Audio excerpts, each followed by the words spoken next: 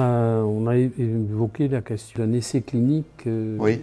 Est-ce que vous pourriez me préciser un petit peu ce que ça veut dire? Bien sûr. Donc l'essai clinique dont on parle vise à comparer une énergie qu'on connaît depuis très longtemps en cancérologie, mais qu'on n'avait pas su jusqu'à maintenant utiliser pour faire l'ablation des fibrillations atriales.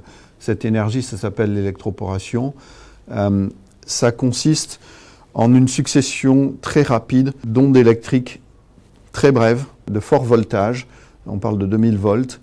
Donc ce sont des micro-chocs électriques qui sont très rapprochés et qui vont non pas produire une brûlure, comme on le fait actuellement, mais plutôt détruire la cellule.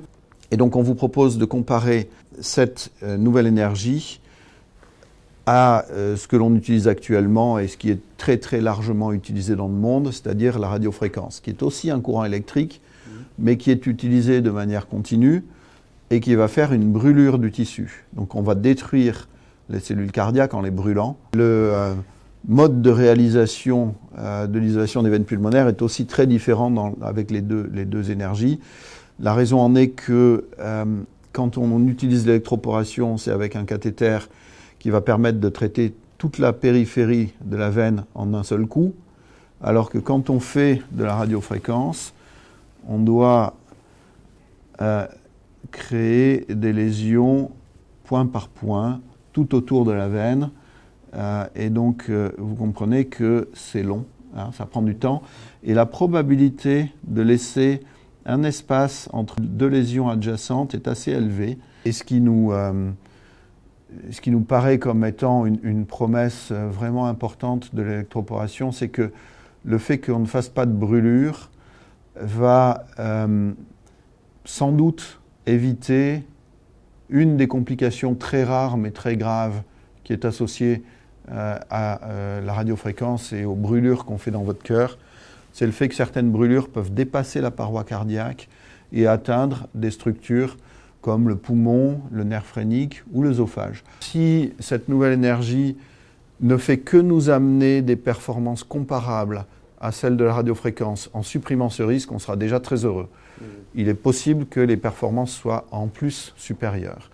Donc c'est plus simple, a priori, ça devrait être plus rapide, ça devrait donner des lésions plus durables et ça devrait avoir ce que l'on décrit comme étant une spécificité tissulaire, c'est-à-dire que ça ne va léser que les cellules cardiaques et pas les cellules autour du cœur, qui ont un seuil de sensibilité qui est complètement différent des cellules cardiaques. Donc voilà, possiblement plusieurs avantages. Bon, ça reste à démontrer et c'est pour ça qu'on parle de cet essai. Vous parlez de randomisation, par exemple, ce qui veut dire qu'il y a une liste d'interventions qui vont être faites et que un certain nombre de données vont être recueillies. Bien sûr. Et alors, ces données, c'est vous qui les collectez, elles sont disponibles, sécurisées ou... Oui. Ah oui, bien sûr, oui. L'essai clinique lui-même recueille des données. Ces données, ce sont des électrocardiogrammes, des holters, de l'imagerie, etc.